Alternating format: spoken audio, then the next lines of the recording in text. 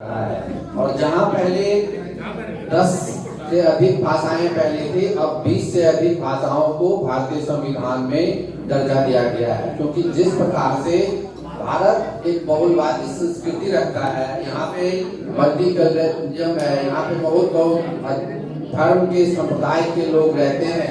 ऐसी परिस्थिति में जो मातृभाषा है उसकी स्थापना, उसकी जो स्थिति है वो सबसे अधिक मानी जाती है। और ऐसा कहा जाता है, यदि गूगल में आप रिसर्च करेंगे, यदि गूगल में आप सर्च करेंगे तो मैथिली एक ऐसी भाषा है जो विश्व की सबसे मीठी भाषा के रूप में जानी जाती है।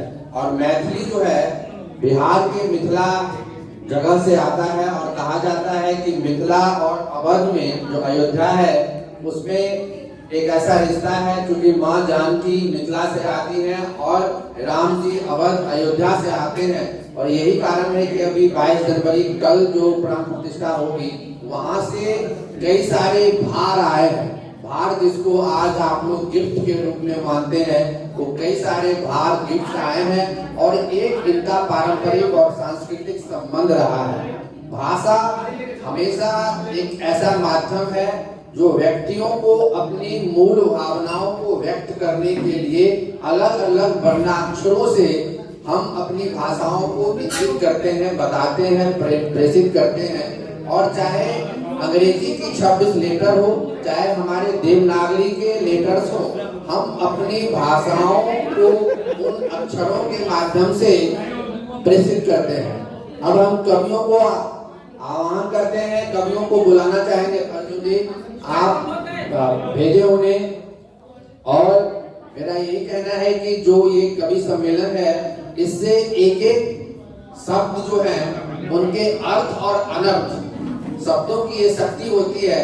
शब्दों के अर्थ भी होते हैं, अनर्थ भी होते हैं। यदि हम किसी व्यक्ति को अच्छे भाव से कहते हैं तो किसी अपरिचित से हम बात भी कर पाते हैं। और यदि किसी हमारे घर के अंदर भी व्यक्ति हैं और हम उनको डिफरेंट लैंग्वेज में कहते हैं तो आपस में कड़वाहट भी होती है। मैं कुछ कविताओं को लिखा हूँ। एक कविता युवा पीढ़ी की चिंता बताना चाहूंगा। जिस तरीके से आजकल शिक्षा लेने के बाद भी डॉक्टर्स, इंजीनियर्स, लॉयर्स, जर्नलिस्ट, किसी को जॉब उस रेशियो में नहीं मिलता जिस तरीके से भारत में अपेक्षित है। युवा पीढ़ी की चिंता, चारों ओर हाहाकार है मचा, जिधर देखो उधर ही अंधकार है मचा। चारों ओर हाहाकार है मचा, जिधर देखो उधर ही अंधकार है मचा। कोई वोट के लिए तो कोई पैसे के लिए है परेशान, पर युवा पीढ़ी की पहचान है सिर्फ एक। युवा पीढ़ी की पहचान है सिर्फ एक। पढ़ने की चिंता है कम, पढ़ने की चिंता है कम, रोजगार पाने की चिंता है अधिक। अर्थ का था अभाव, अर्थ पैसे का था अभाव, पर शिक्षा का था प्रभाव। लॉर्ड मेकाले की लेकर शिक्षा, क्या मिलेगी रोजगार की भिक्षा। हम लोग लॉर्ड मेकाले की शिक्षा अभी तक लेते आ रहे हैं भारत में, जिन्होंने अंग्रेजी शिक्षा की शुरुआत की, कलम को पैदा करने के लिए शुरुआत की।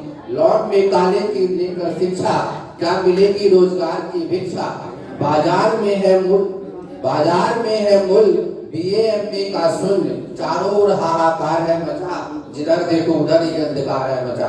यानी आज का जो युवा है, हर आदमी चाहता है कि 6th क्लास में ही हम IIT कर लें, 8th क्लास में हम IAS बन जाए और 10th क्लास में हम चीफ सेक्रेटरी बन जाए। इसीलिए अभी सरकार ने एक ऐसा प्रारूप लाया है कि आप अपने बच्चों को 16 साल से पूर्व कोई बच्चा कोचिंग में नहीं जाएगा। और यही कारण है कि कोचिंग की जो स्थिति है, बाजारवाद की जो स्थिति है, वो हर बच्चों को एक उपभोक्ता के रूप में मानता है, हर व्यक्ति को एक उत्पाद के रूप में मानता है और अपने बाजार के दुकानों को सजा के रखता है कि हर युवा यहाँ पर आए और यहाँ पे अधिक से अधिक भीड़ में इकट्ठा हो, चाहे उसका मकसद पूरा हो या नहीं हो। यानी ज्ञान, शिक्षा एक ऐसा चीज है, या भाषा एक ऐसी चीज है जिसको हम अभ्यास के माध्यम से पा सकते हैं। कोई ऐसा ऐप नहीं बना है। जिस चैट जीपीटी की बात हो रही है, जिस AI की बात हो रही है, जिस टेक्नोलॉजी की बात हो रही है,